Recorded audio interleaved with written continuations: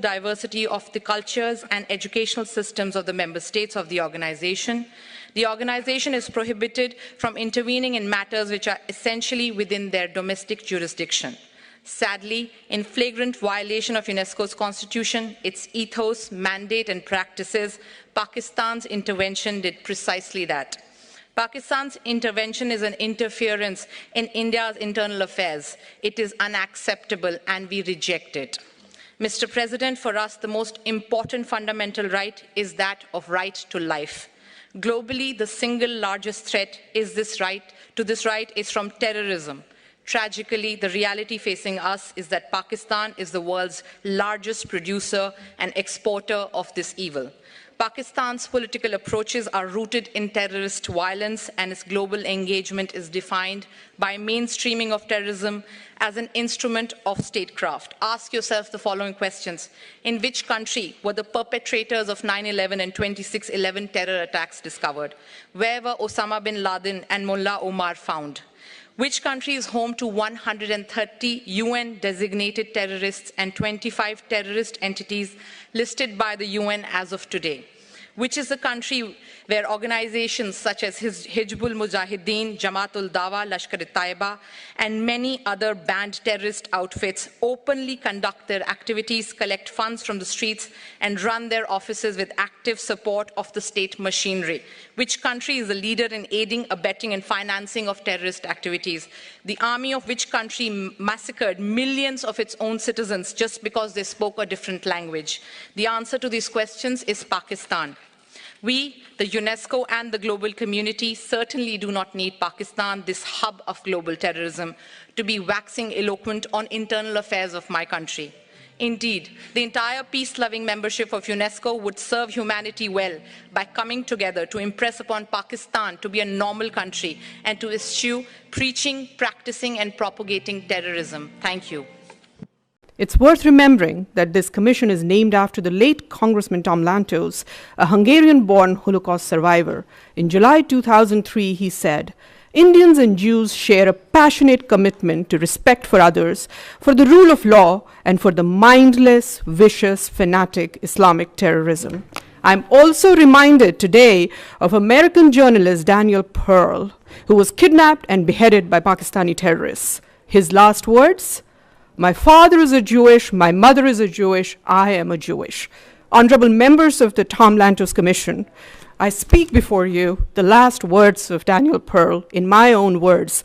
My father is a Kashmiri Hindu, my mother is a Kashmiri Hindu, I am a Kashmiri Hindu, and our home and lives in Kashmir were destroyed by radical Islamic terrorism. As I begin to speak, I am choked. As I begin to speak, I'm choked by the thoughts of those voices I represent here, because their voices were extinguished in the most brutal fashion. I am a member of the minority Hindu community from Kashmir, victim of the worst ethnic cleansing witnessed in independent India. I speak here today because I am a survivor. An innocent young woman, a lab assistant in a school, wasn't as lucky as I was.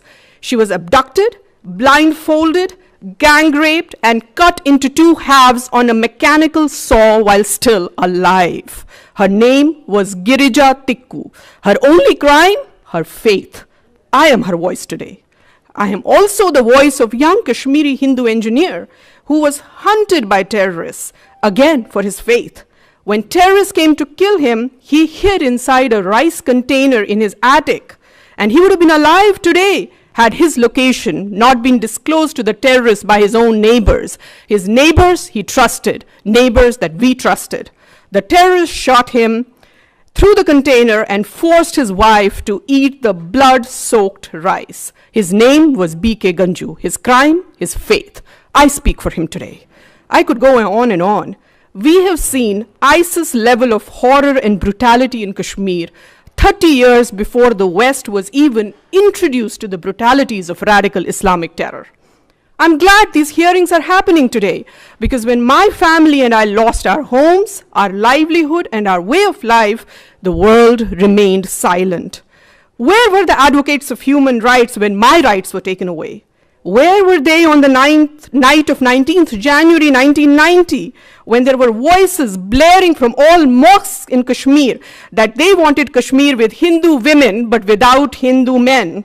Where were the saviors of humanity when my feeble old grandfather stood with 2 kitchen knives and an old rusted axe, ready to kill my mother and I in order to save us from the much worse fate that awaited us if we landed in the hands of terrorists on the same fateful night?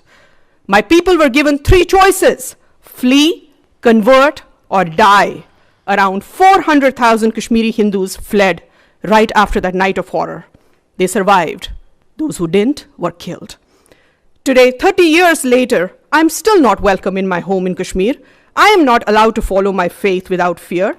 My house in Kashmir is illegally occupied, as those of countless others in my community.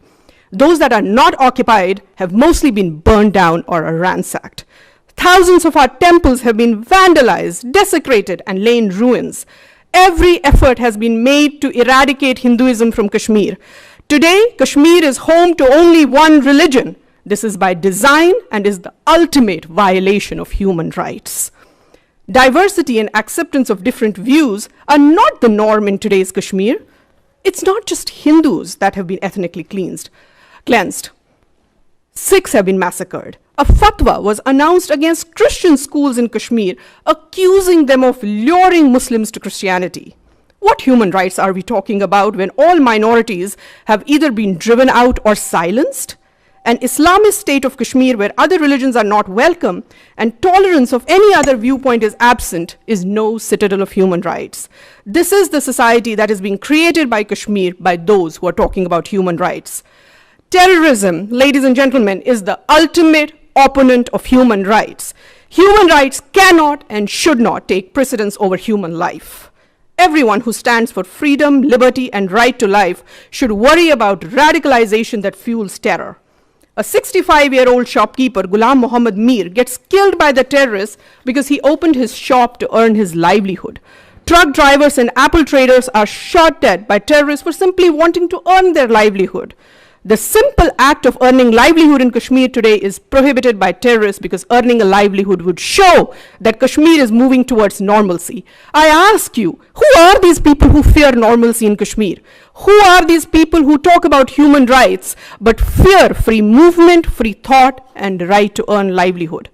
Abrogation of Article 370 that has raised so much concern around the world is in fact a restoration of human rights. Indian Constitution, which is modeled on the US Constitution. Indian Constitution. Excuse me, everybody. Indian Constitution, which is modeled on the. I want to say, we want to give everybody the respect of listening to them, so I would urge that nobody interrupt. Thank you so much, All right. Chairman. I was saying that Indian Constitution, which is modeled on the US Constitution, is the most liberal document in the world. The Constitution was not applicable to J&K in totality as long as Article 370 was in force. After abrogation of Article 370, people of Jammu and Ladakh have been liberated from the tyranny of being half citizens in their own country. Child marriage, which was responsible for child trafficking and sex trafficking, has been made illegal in Kashmir. Kashmiri women and LGBTQ community in Kashmir has been given the same rights as other Indian citizens. As a mother, it's very important to me now that child marriage has been outlawed in Kashmir. Today, I'm delighted that Kashmiris have the same rights as Indian citizens. If something as serious as women's right to own property and granting of LGBTQ rights to choose, amongst many others, has been accomplished through abrogation of Article 370, then it's safe to assume that restoration of internet in few remaining districts of Kashmir is not too far away. I am a proud daughter of Kashmir. I am a proud legatee of India's composite civilization. Terrorism has uprooted me and snatched my home from me. I hope my human rights are restored too someday, and the human rights of my community. Thank you.